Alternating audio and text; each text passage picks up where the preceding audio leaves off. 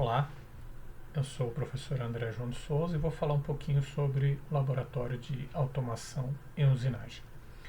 O Laboratório de Automação em Usinagem, ele começou as suas atividades em 2010, a partir do Laboratório de Usinagem, que pertence à URGS, o Departamento de Engenharia Mecânica, e ali foi feita uma divisão em dois laboratórios, o Laboratório de Usinagem Convencional e o Laboratório de Automação em Usinagem.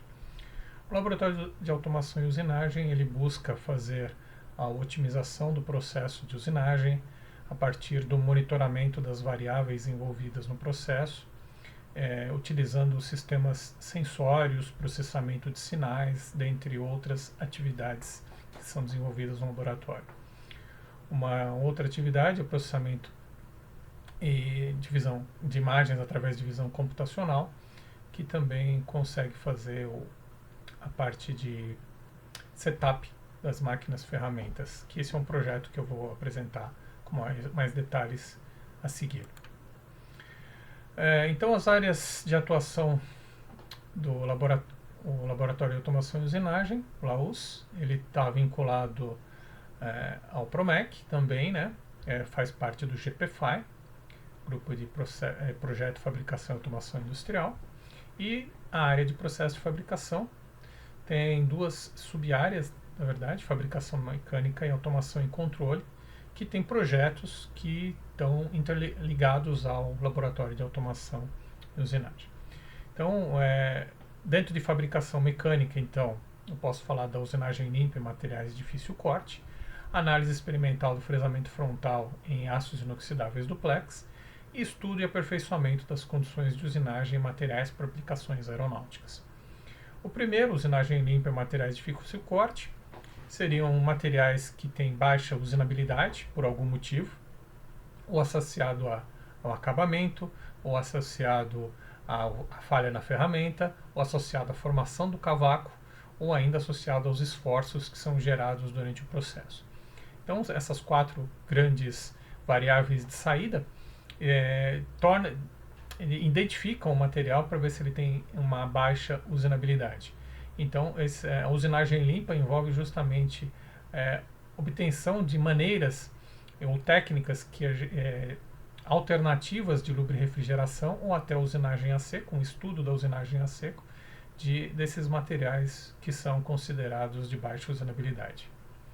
O segundo projeto, a análise experimental do fresamento frontal em aços inoxidáveis duplex. Temos aços inoxidáveis de baixa liga, média liga, alta liga. E o que caracteriza o duplex é que ele tem um material bifásico, ele tem austenita e ferrita em sua composição, geralmente 50% de cada.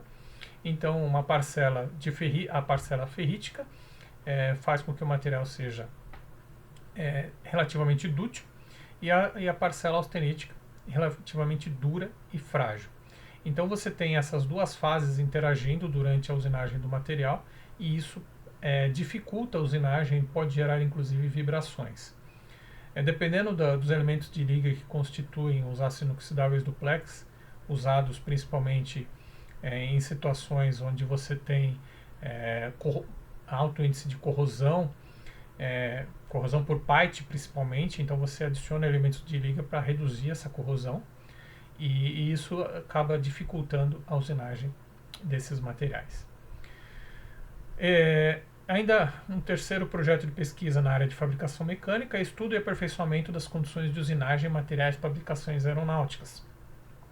Este projeto envolve o estudo, principalmente a otimização de processos de usinagem, por torneamento, furação e fresamento, que a gente trabalha dentro do LAUS, neste caso, materiais para aplicações aeronáuticas envolve superligas resistentes ao calor, basicamente são esses materiais que a gente trabalha, e ligas de titânio, e também materiais como compósitos reforçados por fibras, como fibra de vidro e fibra de carbono. Mais fibra de carbono e titânio, que são os mais utilizados na indústria aeronáutica. E em turbinas e em jatos, turbinas de jatos, são Inconel, um dos materiais mais utilizados. Então a gente acaba trabalhando com a usinagem, o estudo da usinagem desses materiais e sempre interligado com a usinagem limpa, que é o primeiro projeto que eu mencionei.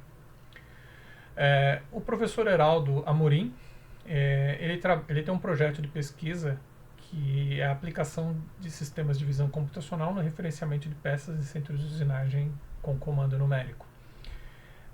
No caso do referenciamento de peças, você coloca a peça de maneira aleatória e através do sistema de visão computacional existe um processamento de imagem que faz com que as coordenadas da peça sejam alteradas para que o código G da máquina seja modificado e a usinagem possa ser realizada neste centro de usinagem. Então é uma ideia de visão computacional aplicada a isso. Falando um pouquinho então sobre os projetos de pesquisa, a parte de usinagem limpa e materiais de difícil corte. Como eu falei, materiais de baixa usinabilidade, que são superligas à base de níquel, ligas de titânio, aços inoxidáveis, algumas ligas de alumínio. Materiais muito dúcteis também têm dificuldade na formação do cavaco. Materiais endurecidos, muitas vezes também tem dificuldade nessa usinagem.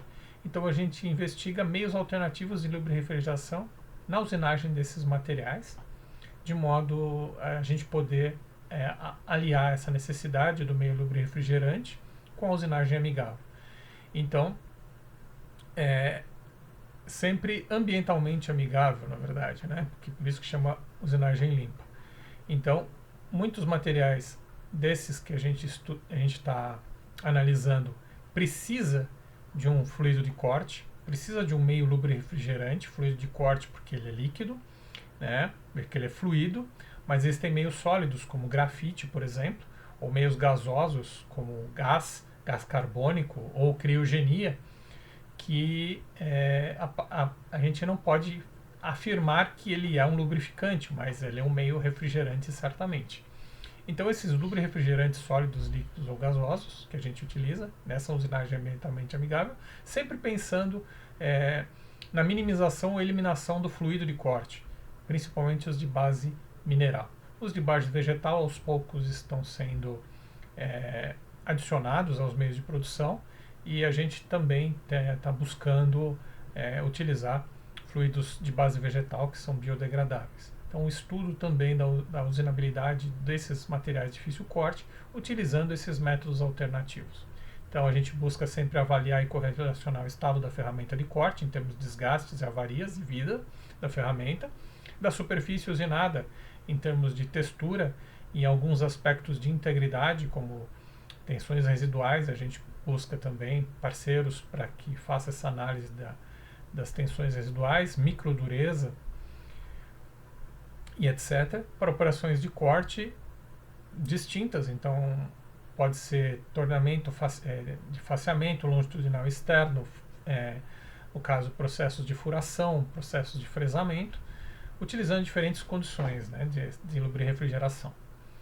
No caso da figura da direita, então a gente está fazendo monitoramento de força através do dinamômetro Kistler, num processo de fresamento de um aço inoxidável. Neste caso foi um austenítico nessa figura, e a gente está utilizando mínima quantidade de lubrificante e verificando o efeito do MQL nessa usinagem em termos de esforços que estão sendo gerados durante o processo. Quando a gente refrigera muito um aço inoxidável austenítico, a gente tem um aumento das forças, porém aumenta a vida da ferramenta também. E quando a gente trabalha com usinagem a seco, as forças diminuem, porém o desgaste da ferramenta é bastante acentuado. Então o estudo do MQL é justamente tentar verificar ou tentar viabilizar a usinagem a seco, que diminui os esforços, mas também consegue aumentar a vida da ferramenta. Na figura ali da superior direita temos um torneamento de uma liga de titânio, utilizando também MQL.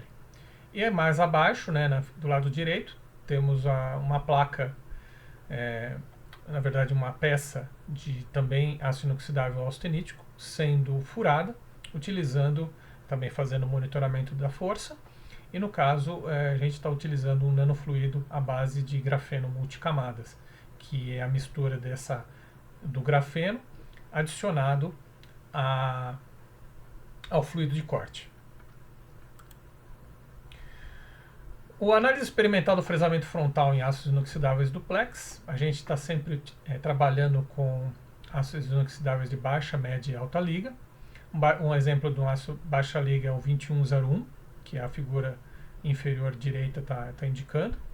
Um aço média liga é o 2205 e um aço alta liga é o 2507.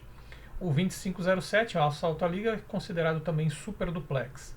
O super duplex ele tem uma baixíssima usabilidade em comparação aos inoxidáveis de média liga e baixa liga. Baixa liga seria um dos mais simples de serem usinados. Então a gente avalia o grau de usabilidade e o estudo do grau de encruamento durante a análise de formação de cavacos. Então a gente verifica se o cavaco encruou através da medição de microdurezas do cavaco em comparação à peça antes da usinagem. A gente correlaciona o grau de encruamento com falhas da ferramenta, força, vibração e o acabamento da superfície que é gerada durante o processo de usinagem por fresamento, no caso. Tá? Então são materiais de difícil corte, é um trabalho de um doutorando que analisa as forças e vibrações, e esse projeto deve se encerrar agora em 2022. O projeto anterior deve ser renovado até 2024, pelo menos, usinagem limpa e materiais de difícil corte.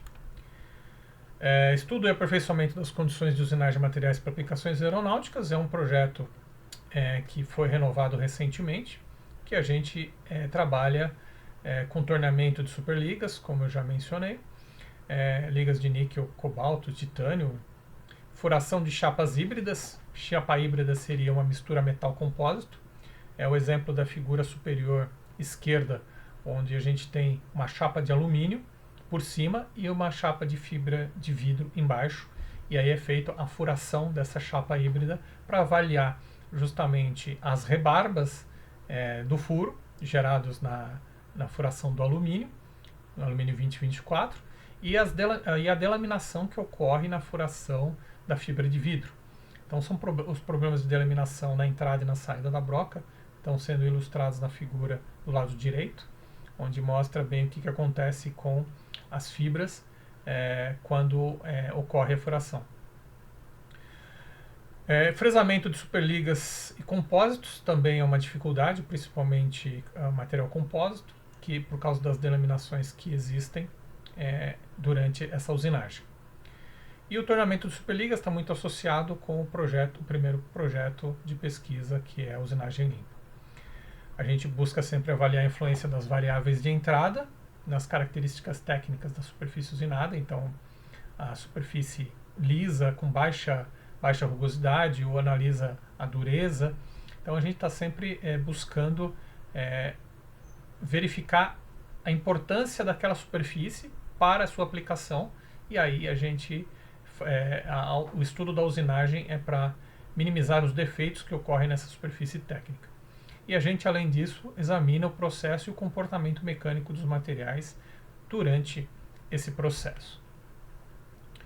E por fim, o último projeto é a divisão computacional do professor Heraldo, que aplicação no sistema de visão computacional no referenciamento de peças em centro de usinagem. Então, desenvolve um sistema de visão computacional com o intuito de realizar a medição da posição e orientação da peça em máquina, visando